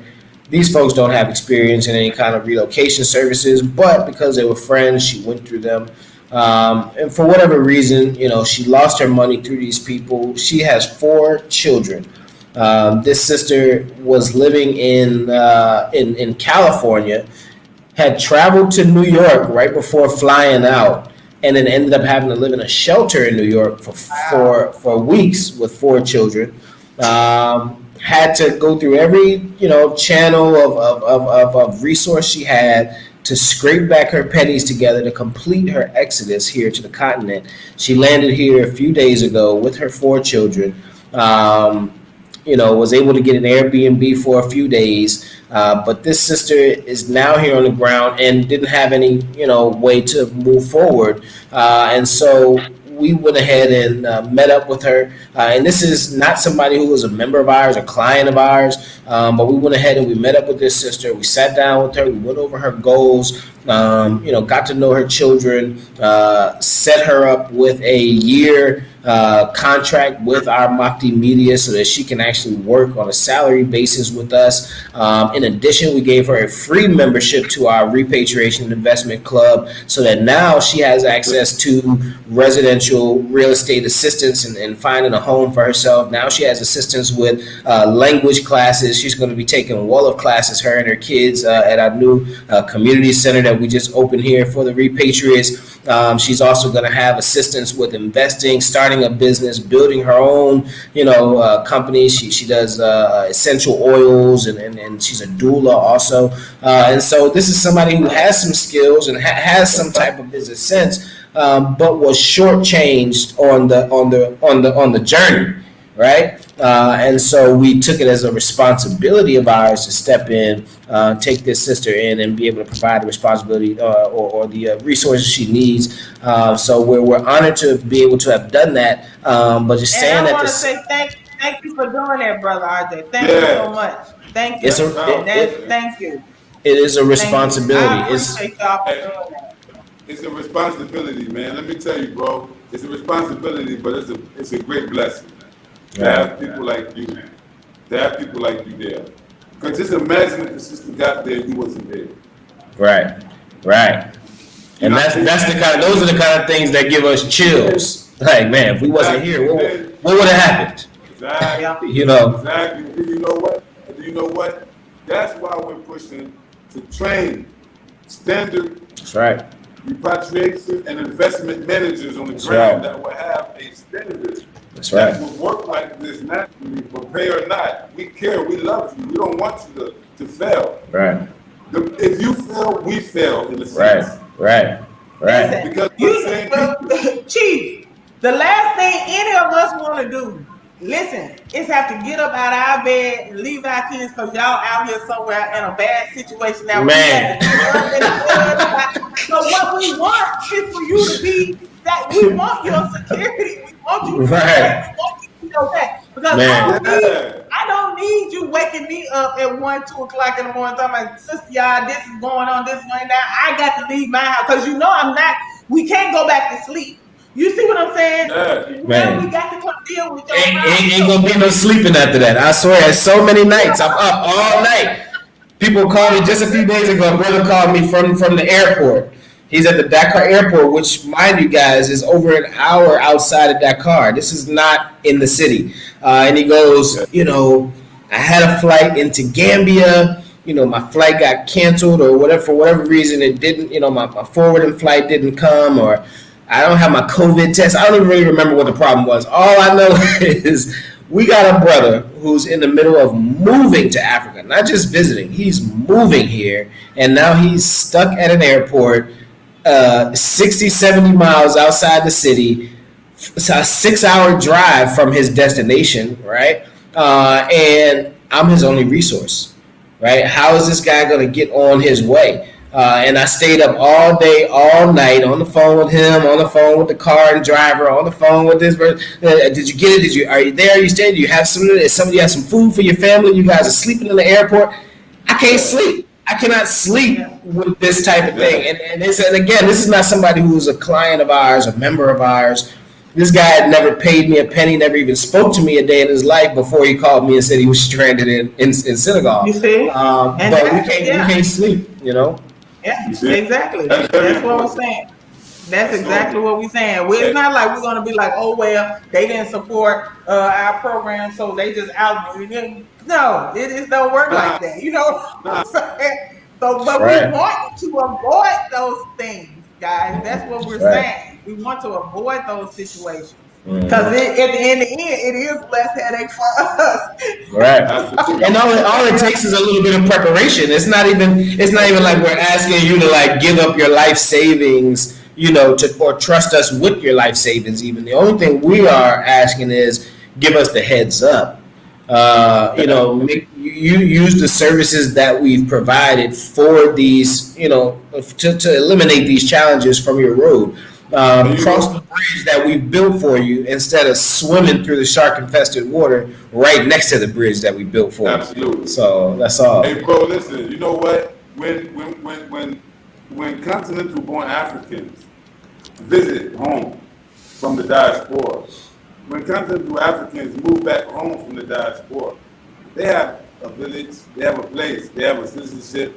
They have all the advantages that we don't have coming back from the diaspora. Right. It's very important for us to seek citizenship because that gives us an even playing field back home in Africa. Exactly. And so until we get that, then we need to give everybody in the world no reason to ever deny it. Mm-hmm. We need to earn it. We need to push. The struggle is not over. We need to give Africa no choice but to embrace us as the loyal brothers and sisters who came home to build and to help this continent develop. Right. We don't have to be doing this, literally. But so many people out there partying and BSing, man. People chasing PS5s, you know, following rappers, following the beef that's going on in the hip hop community. People beefing inside the conscious community. This elder fighting this elder. This is the real UNIA. This is the fake UNIA. This is, man, listen.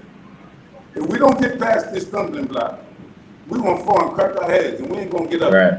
And we've never had an opportunity like we have right now, ever. We never had technology like we can communicate like this. We never had a revolution in finance where we're now able to go into cryptocurrency. Right. And able to support each other across international borders and oceans and circulate our dollar. Right. You know, so I'm saying all that to say that you know, the services that we're providing are services that we will hope that you will provide for us. These are not predatory services. I would even go as far as to say these are services that I wish existed when I made my choices. And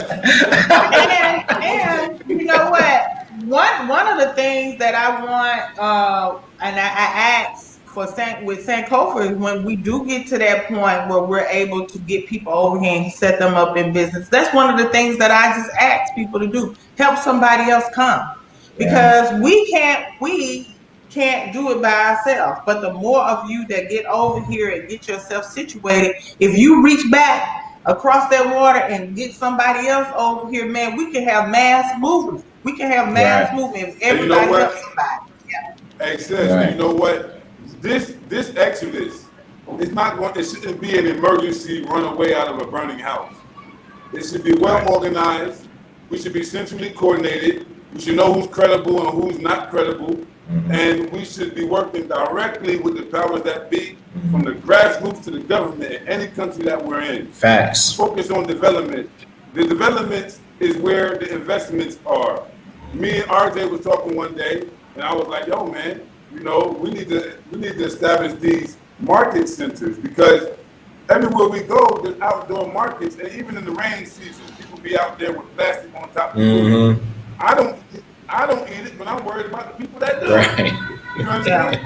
It ain't me eating it, but I care. I give a damn. It's real. You know what I'm saying? So it's like, can we create a system of just marketplaces where people can bring their goods and sell? They can pay per booth. You understand? We're able to know and assess the market and have direct relationship with the producers and the farmers in the country, because we're building these marketplaces.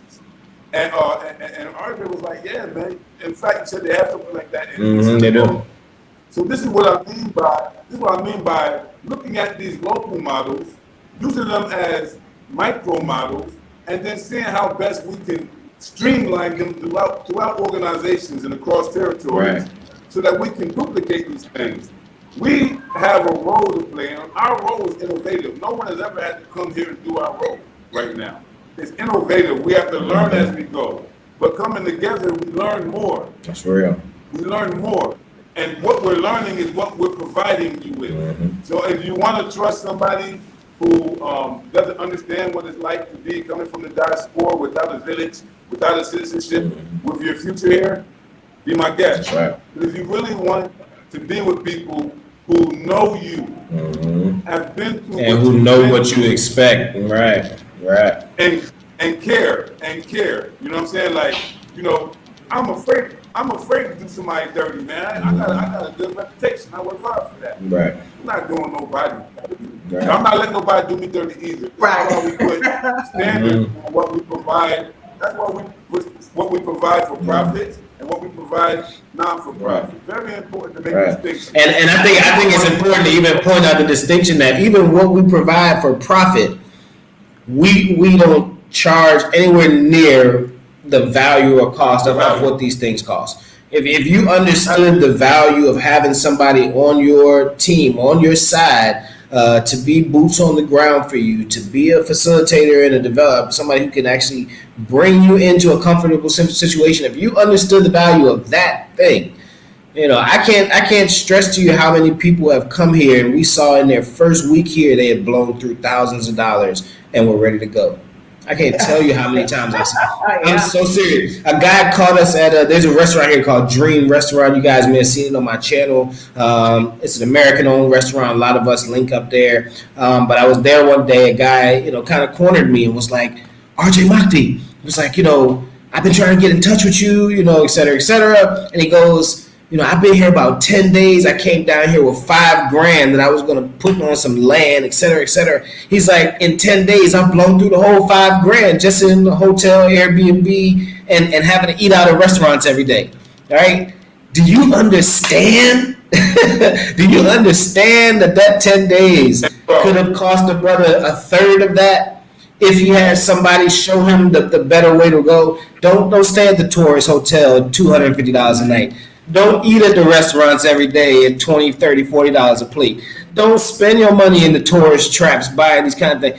Let us show you how to get around these things. Some people don't listen because I got somebody and I'm telling and I'm like, "Look, stop spending. Would you stop spending?" I keep telling this person, "Stop spending." "Yeah, I know you came here with this amount of money." I said, "But stop spending it. I have to keep telling her, "Stop spending. Stop. And if you're gonna spend it, at least know the places to spend it responsibly. I know what's gonna happen.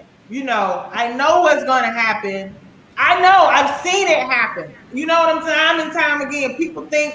I don't know why our people think $10,000, $15,000 is a whole lot of money.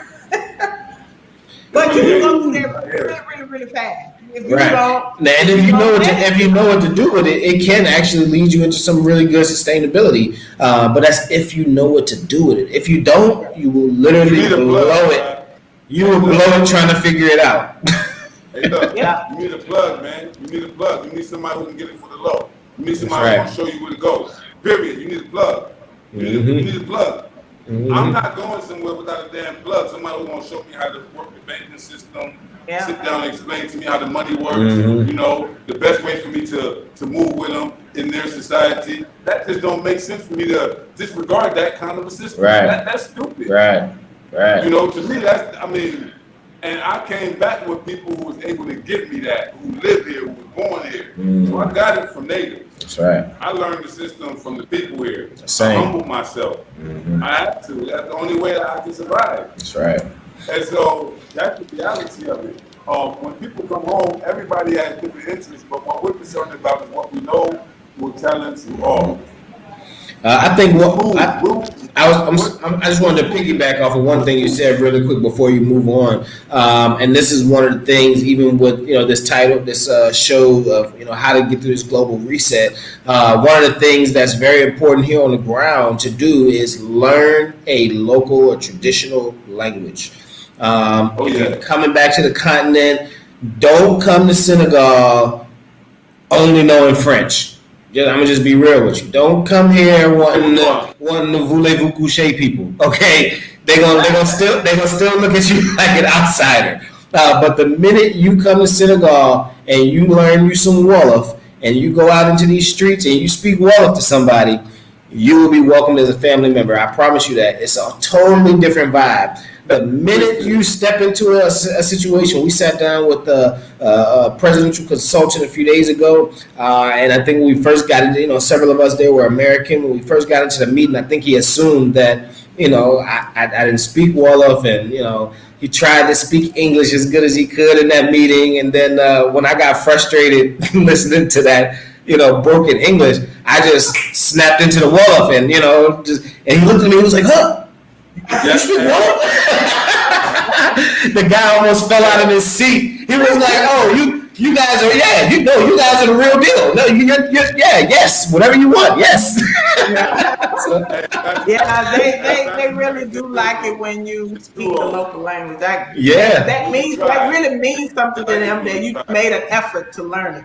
Right. Exactly. And you know what? Hey, RJ, it's just like in the States. Like if a Latino cat from Puerto Rico moved to your neighborhood and he tried to talk hip, he tried. We respect that. We respect it when when they good at it. If you're bad at it, we must stop. You know what I mean? And that is bonding. That's that true organic binding between us is language based. I mean. And there's like 17, 18 different languages spoken here.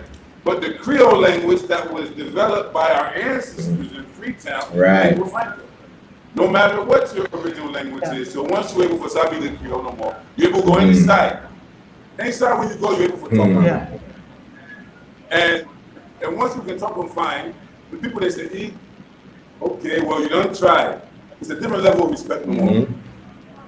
You need people who can talk to the people. Right. Just like RJ can talk Wolof, I talk Creole. That's right. You understand? And so it's very, very, very important. Chief, somebody's asking for your contact. Right. Yenga TV. Okay. Yeah, you can just go to Chief. Hold on, let me see. Go to BSAN International @gmail.com. BSAN International @gmail.com. Absolutely. I put the link. I put the information in the link also in the chat. I couldn't post it, so I put it in the private chat. RJ. For the looming and the information about the looming. You see it in the private chat. Okay, I see it. The urgent. Yeah, that was the note, and then okay, I see it. If you go down, okay, I see it. I see it.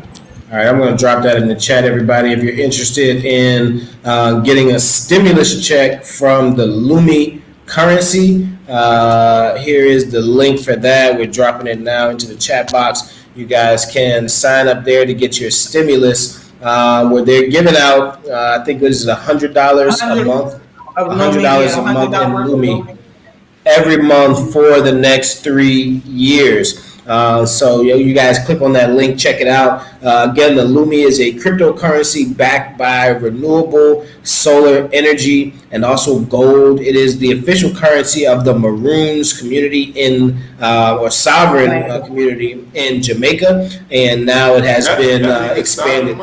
Right. So let's get that circulating, man. Let's get that out into the economic communities. Let's start spending it on each other. Let's start shopping with it. Let's start accepting it for our goods and services, and let's see how we can develop an economic powerhouse with that. No doubt. Absolutely. No doubt. Hey, I got a question for y'all. All right. I got a question for y'all, man. What's the weather like in your country right now, man? Have you seen me up here? It's hot every day. Not. Look, I'm like I'm in church. Look. Yeah, it's beautiful over here right now. I think we rarely get under 70 degrees. That's like the coldest we get. And that's at nighttime in December, January. But it's literally 85 to 95 degrees here in Dakar every single day. Clear skies every day. No cloudy, no overcast, no random rainy days outside of rainy season. We're talking about 9 months of Miami-like weather here. So this vitamin D, I'm saying this vitamin D is a beautiful thing. It's a beautiful thing, man.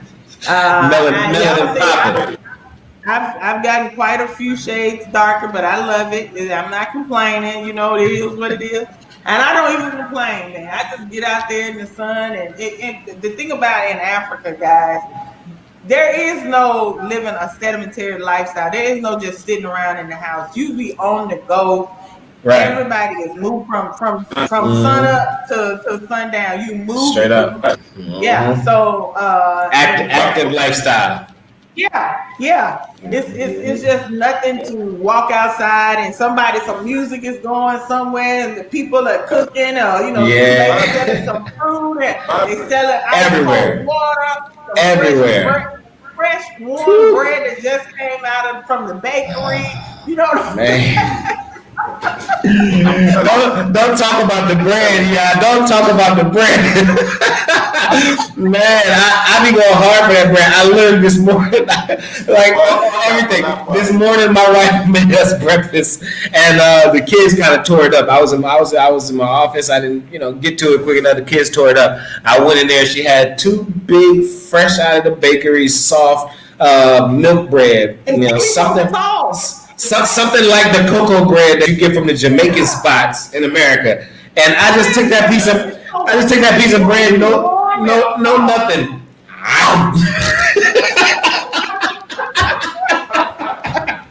No meat, no cheese, no mayonnaise, no ketchup, no jelly, no peanut butter, nothing. Just take that big milk bread and Yeah. That's what my son eats. That was breakfast. He wants his egg sandwich, so I go out and I get a fresh loaf of hot, warm bread and come home and fry egg, stick it in there, and that's what he loves for breakfast. Man, and the fried eggs be hitting. And remember, guys, this stuff is all made local, right? This is not bread that comes from some factory across the country. Right. These are not eggs that come from some factory across the country. These are literally local grown chickens, local laid eggs, local baked bread, local, all of these things. We go, you buy a whole chicken, all the watermelons, mangoes, bananas. I cut up a pineapple today, and that pineapple was so sweet. When I went to it to my kids, my little one, the 6-year-old, he just took the whole bowl. He was like, ooh. My kids love them. They love the pineapples, man. My wife will bring a huge pineapple home, cut it up into little pieces, and that is literally that could be a meal. These these watermelons are so huge and so juicy. You get full off just a few slices of pineapple. I keep saying pineapple, but watermelon. So that's my favorite. It's the season. I'm trying some seeds out right now I ate a watermelon that was so sweet. I said, I got to grow this watermelon. So I I'm drying the seeds out now, and I'm going to take them out to my land and try to see if I can, get Nice. something going.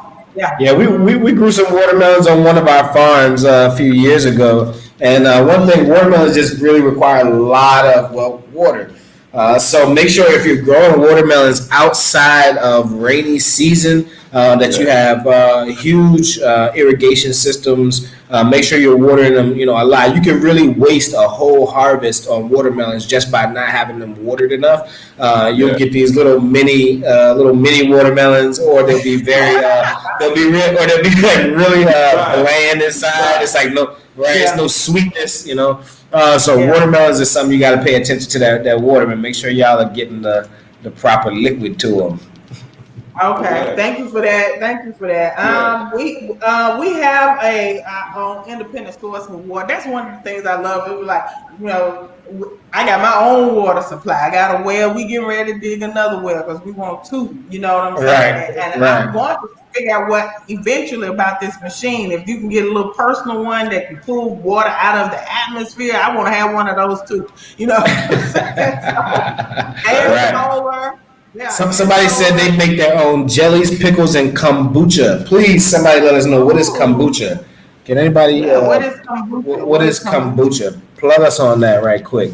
But I do see a lot of people here doing the pickled jellies, and also like the things like I guess like we call them cani and wolof. I'm sorry to even forget stuff in English. Peppers.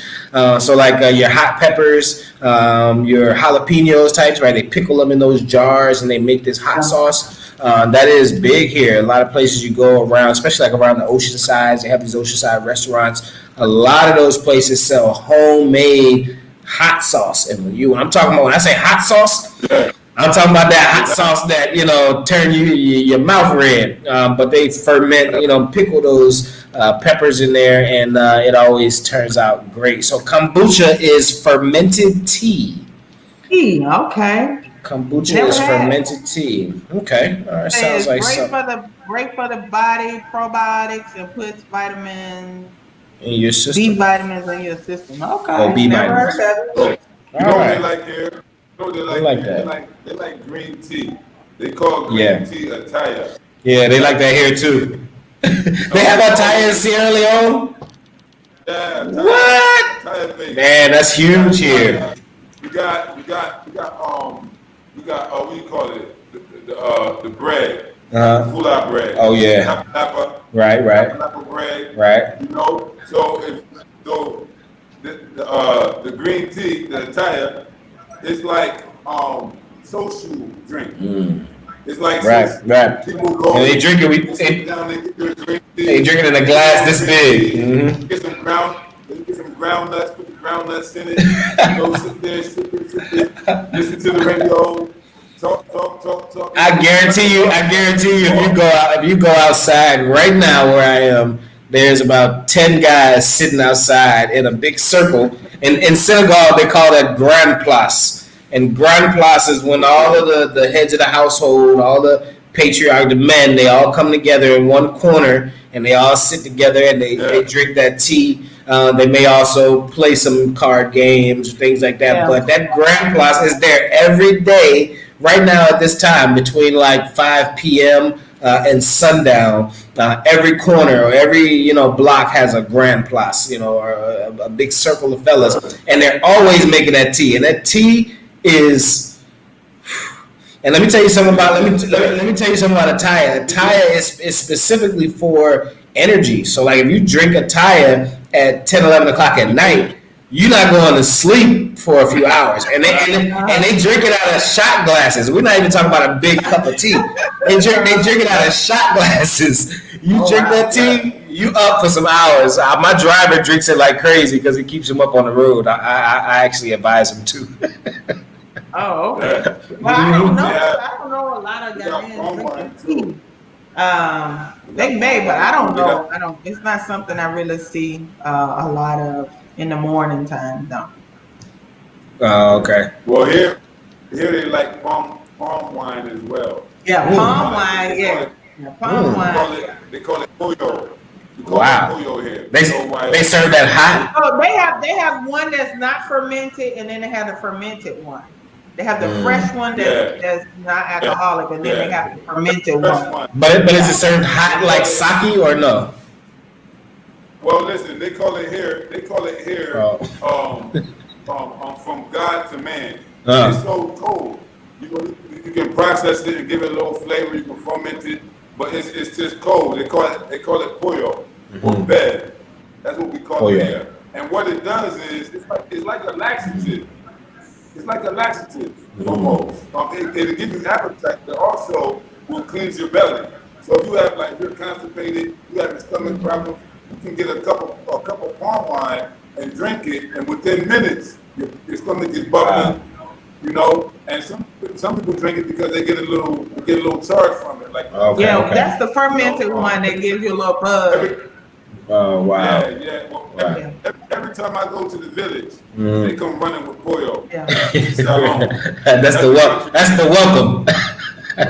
That's the welcome. That's Yeah. what's up. That's what's up. Here they also drink what they call cafe tuba a lot, and it's coffee, Yeah. but it's a very very very strong coffee. They also drink that out of shot glasses. Very strong dark black coffee, no milk. It's like it's the kind of coffee that, but it's very popular here though. Everywhere you go, they sell it on the corner. You can be just driving down the street and you'll see a guy with a cart on the corner. You don't even have to get out of your car. You just pull up to him. Hey, sell me a cup. And you stick it in your car window, and they serve it piping hot. But yeah, it's called Cafe Tuba, which is named after one of the spiritual cities here in Senegal, Tuba, which is the home of the you know Marabout, the Grand Marabout of Okay. sitting Tuba. Yeah. I gotta come up there, man. I gotta come up there and get with you, man. Well, From my time up I'm there. not going to visit either one of y'all anytime soon with all this testing that got to be done. The test, leave out, you have to get tested, come back in, you got to get Hey, tested. When all that is over, I come see y'all. I'm going to stick my butt we, right down here we until I definitely see got to y'all. link up. I We can bring you definitely got to out. link Bring you up. out. I would come to you guys by road. That's how much I love y'all. Y'all family. Yeah, Oh, yeah. okay. I don't care how many hours. We come border I to got border. your We be room. there. I got your room waiting when you get here. You good. Legit, legit, legit. Hey guys, so family, that brings us to the end of our show today. Exodus Radio. We are always humbled and pleased to have you guys tune in. We hope that you found some value from this episode. We hope that you've been able to be inspired, be empowered, be educated in some way. We don't just do this for fun. We definitely don't just do this for money. We don't just do this for clout or for fame. We do this because we feel a responsibility to educate and empower our people.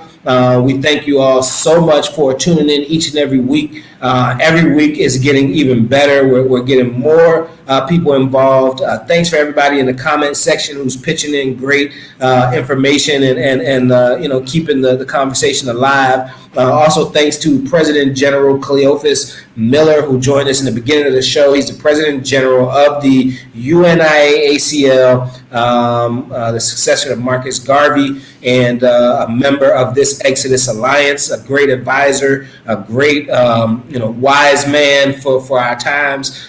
We have to value those kind of people while they're with us. And so for everybody listening, thanks a lot.